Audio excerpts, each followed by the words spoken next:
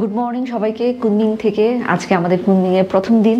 আমরা এখন একটু ব্রেকফাস্ট করতে যাব, তারপর কুইকলি রেডি হয়ে আমরা আজকে বের হয়ে যাব আমাদের সাইট সিইংগুলো করার জন্য।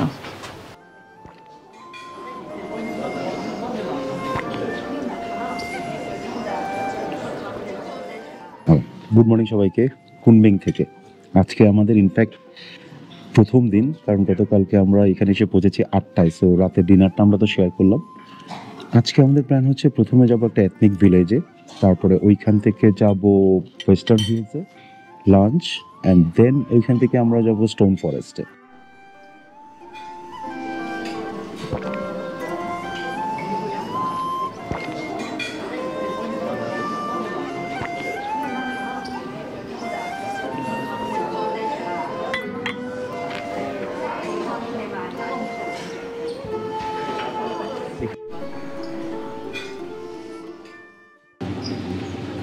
কি নাও?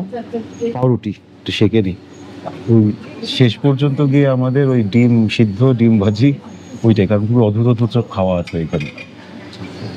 বিভিন্ন কারণে হয়তো ডিটেল নামও বলতে পারছি না, বাট আমার ধারণা প্রভা দেখাবে, অনেক কিছুই আছে। অদ্ভুত দেশ অদ্ভুত খাওয়া খাবা না? নাস্তাগুলোর নাম তো আপনারা দেখলেন, অনেক মানুষজন, তাই সামনে একবারে ফুড পয়েন্ট করে দেখালাম না, বাট খাওয়াগুলো কিন্তু বেশ ভালো ছিল। যেমন বরবটি দিয়ে ডাক, ডিমসাম, আর অনেক কিছু, যার নামও বলতে পারবো না। এবং কুকড, এরা দেখলাম যে সকালেই বেশ রাইস নুডলস খাওয়া শুরু করে, এবং ইটস ভেরি হেভি, মানে আমাদের মতো আমরা আসলে হেভি খেতে পারি না, বাট ইন্টারেস্টিং। আমাদের গাইড চলে আসবে 8:45-এ, এখন বাজে around 8:10।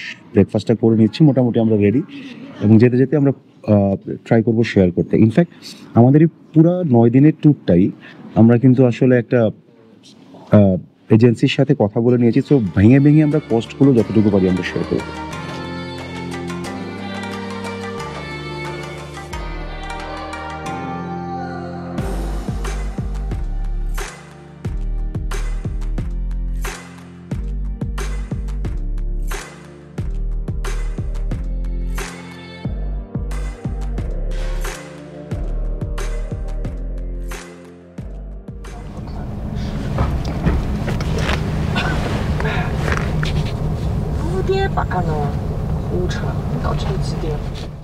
First, we're going to visit the famous Yunnan ethnic minorities village because Yunnan is a hometown of ethnic minority in China. China has like 55 different ethnic minority, and in Yunnan you can find 52 of them. And 25 of them, each of them, the population is over 1 million. It's amazing. So in Kunming, there is such a wonderful place for you to go to experience different ethnic minorities.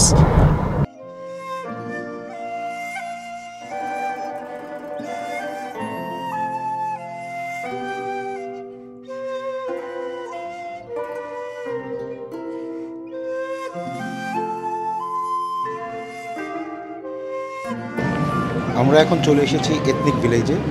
আমাদের hotel থেকে প্রায় 30 minute সময় লেগেছে। টিকিটের দামটা আমরা জেনে জানাচ্ছি।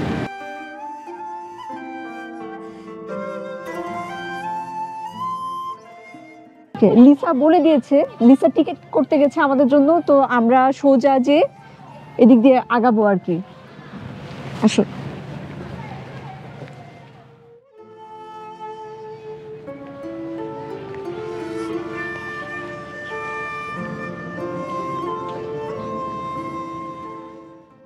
ডিফারেন্ট, কারণ চাইনিজ আর্কিটেকচারটা আসলে চোখের সামনে কখনো দেখা হয়নি, তো আমরা আসলে অনেক জায়গায় তো দেখলাম, এটা কমপ্লিটলি ডিফারেন্ট, ভালো লাগছে। আর চাইনিজ মুভি সিরিজগুলোতে যেরকম দেখেছি, এখন চোখের সামনে দেখে খুব ভালো লাগছে।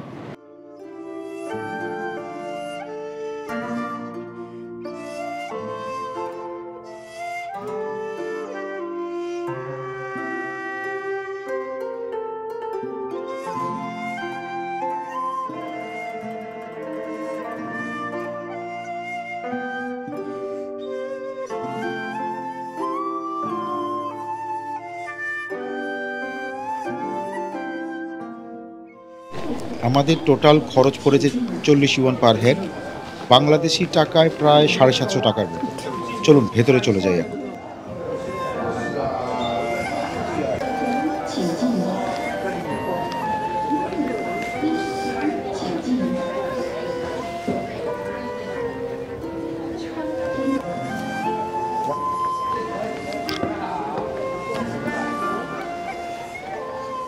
স্যার কাছ থেকে যেটা শুনলাম যে এটা একটা পার্কের মতো, এখানে প্রায় 25টা এথনিক ভিলেজ আছে। তো ওর কাছ থেকে আরও জানতে পারলাম যে এই এথনিক ভিলেজে যারা এখানে এসে বসবাস করছে তাদেরকে একটা বেতন ভাতার মতো এখানকার সরকার থেকেই দেওয়া হয়। ওনাদের কাজ হচ্ছে এখানে ট্যুরিস্টদেরকে ওনারা মনোরঞ্জন করেন, এবং সবারই অরিজিনাল হোম এখান থেকে অনেক অনেক দূরে। তো প্রতিটা গ্রামের এথনিক ভিলেজের এটাকে বলতে পারেন ছোট্ট একটা রিপ্রেজেন্টেটিভ ভিলেজ আর কি, একটা মিনি ভিলেজ ফর্ম। খুবই চমৎকার।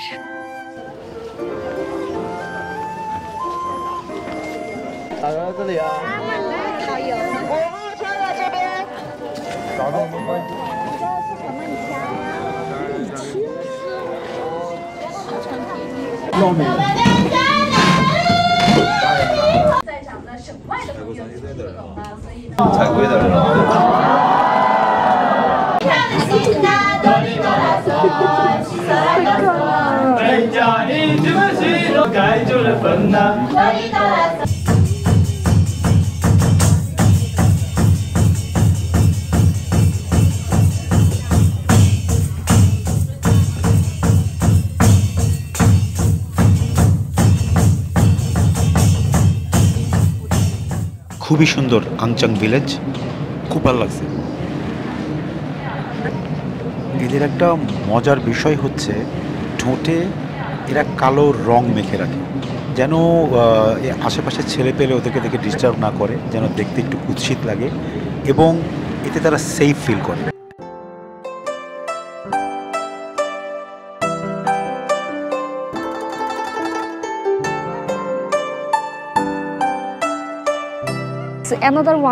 Another village. Another Achang. That was Achang village. This is and Jimpo. This is Jimpo. Jimpo no performance. Okay. আমরা যে এরিয়াতে এসেছি এখানে হচ্ছে 3-4 রকমের ভিলেজ আছে। তো আচং ভিলেজে আমরা একটা পারফরমেন্স দেখলাম। টিবেটান ভিলেজ এছাড়াও আমরা নতুন আরেকটা ভিলেজের দিকে যাচ্ছি। তো সেখানে আমরা আরও কিছু ডিফারেন্ট এক ধরনের পারফরমেন্স দেখব। তো দেখা যাক। তো পারফরমেন্সগুলো বেশ ভালোই ছিল, এবং এক একটা ভিলেজের এক এক ধরনের কালচার, সেই কালচারগুলো রিপ্রেজেন্টেশন তারা এই পারফরমেন্সের মাধ্যমে তুলে ধরার চেষ্টা করছে। এনিওয়ে, ঠান্ডা ভালোই লাগছে, এবং ঠান্ডার জন্য আমার মনে হয় আমার কথা একটু হয়তো জড়ায় যাচ্ছে। হানি village. We're not going there, right? No. এটা হানি ভিলেজ, আমার ডান পাশে যে ভিলেজটা দেখা যাচ্ছে, বাট আমরা এই হানি ভিলেজে যাব না। Honey is one of the population 1.4 million, and they are the oldest rice planter even in the world. So in South Yunnan, there's a place we got to see the 1,300 years old terraced fields. It's a cultural heritage of UNESCO. And in this village, you can see their houses. We call that mushroom house. That's a traditional.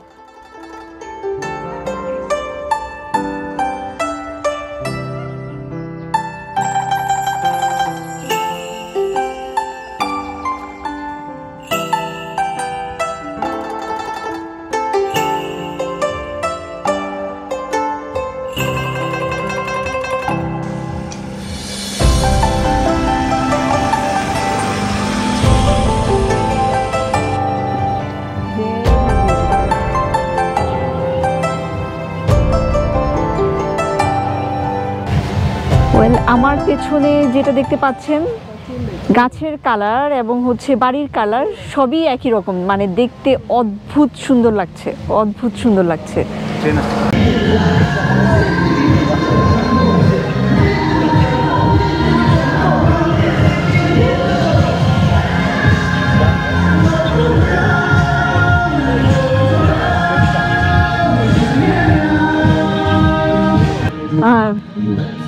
এটা আরেকটা village যেটা দেখাচ্ছিলাম নাম নু village.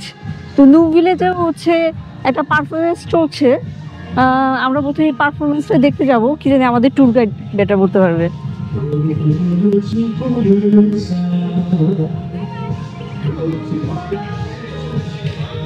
দেখুন ওখানে একটা performance চলছে।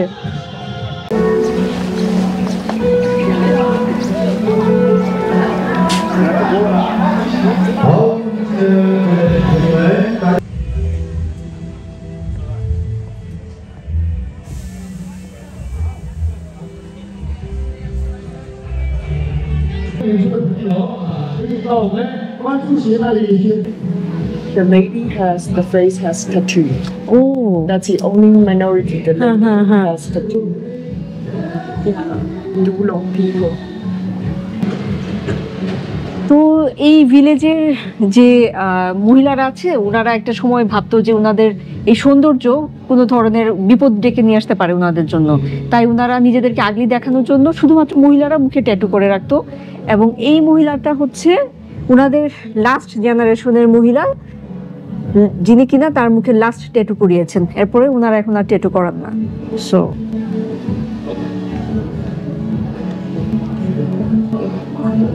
এই ভিলেজের মানুষরাও কিভাবে থাকে, ওনাদের বাসস্থান।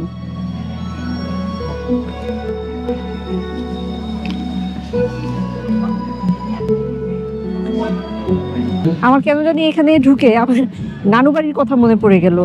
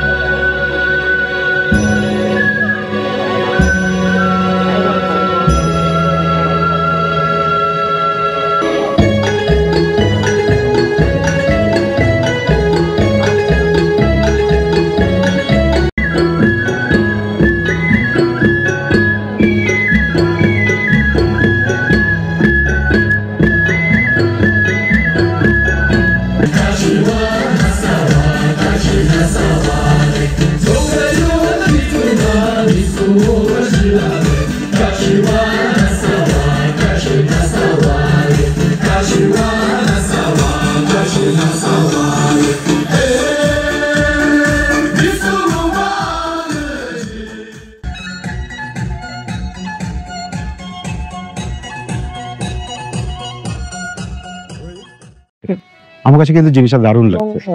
এদের যেই সেই প্রাচীন আমল থেকে যারা এখানে বসবাস করে তারা মিলে কিন্তু দেশটাকে শেয়ার করে, এবং এই যে এক একটা জাতি গোষ্ঠীর এক এক রকমের কালচার, এক রকমের বিশ্বাস। যেমন আমরা মাত্র যে জায়গাটা থেকে আসলাম, এরা বিশ্বাস করে অনেক উপরে কোথাও উঠে যদি আমরা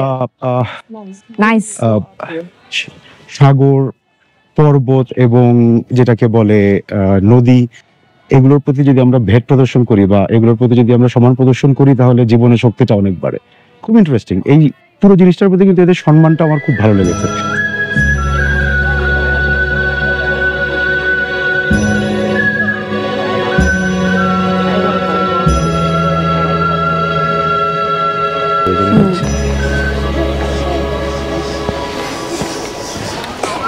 খুবই সুন্দর, তাই না এই জায়গাটা? দারুণ। হ্যাঁ, আমরা ওয়া পিপলের ওখানে ওনাদের একটা পারফরমেন্স হয় এবং খুবই ইন্টারেস্টিং কিছু জিনিস আছে। আমাদের গাইড বললো ওনাদের রেসটা হচ্ছে ব্ল্যাক। হ্যাঁ, তো আমরা এতক্ষণ যাদেরকে দেখে আসলাম ওনারা সব হোয়াইট ছিল, বাট এখন যাদের পারফরমেন্স দেখতে যাব ওয়া পিপল, ওনারা হচ্ছে ব্ল্যাক। এবং ছেলেদের লম্বা চুল মানে হচ্ছে দে আর আনম্যারিড, আর যাদের শর্ট চুল তারা হচ্ছে ম্যারিড। এবং তারা নিজেদেরকে যেভাবে বলে black women of pearl, and ছেলেরা তাদেরকে বলে black man of horse. So নামগুলো খুব interesting. Okay, so that's why you see California buffalo.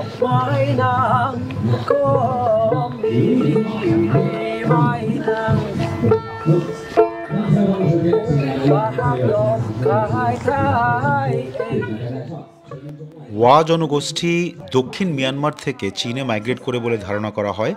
এরা মূলত কৃষিজীবী ছিল, বাট এদের একটা মজার কালচার ছিল যে এরা প্রচুর পরিমাণে ওয়াটার বাফেলো বা যেটাকে বলে মহিষ স্যাক্রিফাইস করতো ওদের আরও উন্নত জীবন, কৃষিকাজের উন্নতির জন্য।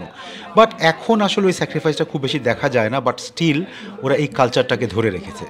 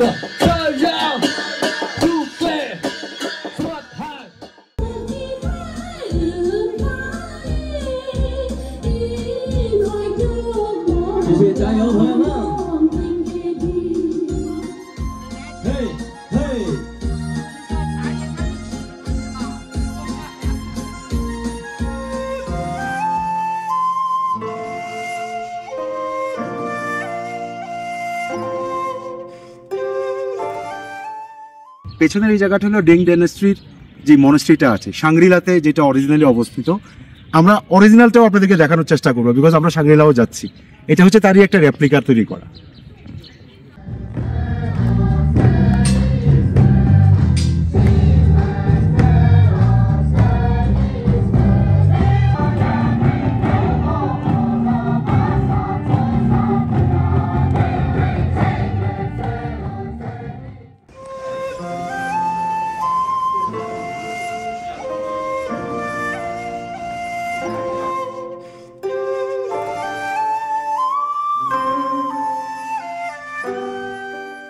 এথনিক ভিলেজ থেকে বের হয়ে এখন আমরা যাব ওয়েস্টার্ন হিলের দিকে। একটু রাশের মধ্যে আমরা আছি, কারণটা হচ্ছে আজকে 3টা জায়গা কভার করবো এবং সবগুলোতে অনেক সময় লাগে। ওয়েস্টার্ন হিলে আমরা প্রথমে একটা ট্যুরিস্ট বাসের মতো থাকে সিনিক ভিউর জন্য, 20 মিনিটের মতো লাগবে। তারপরে ওইখান থেকে একটা চেয়ার কার করে উপরে, এবং নামার সময় 640টা স্টেপ নেমে আসতে হবে। সো অ্যারাউন্ড 2 আওয়ার্স আমরা ওইখানে স্পেন্ড করবো। একটু রাশ, বাট আমরা চেষ্টা করছি যত বেশি জায়গা আপনাদেরকে দেখানো যায়। আজকের পর্বটা অনেক লম্বা হয়ে যাবে, তাই পরবর্তী পর্বে আমরা আপনাদের সাথে শেয়ার করব ড্রাগন গেট এবং চায়নার বিখ্যাত stone forest. So until then আমাদের সাথে থাকবেন এবং অনেক ধন্যবাদ।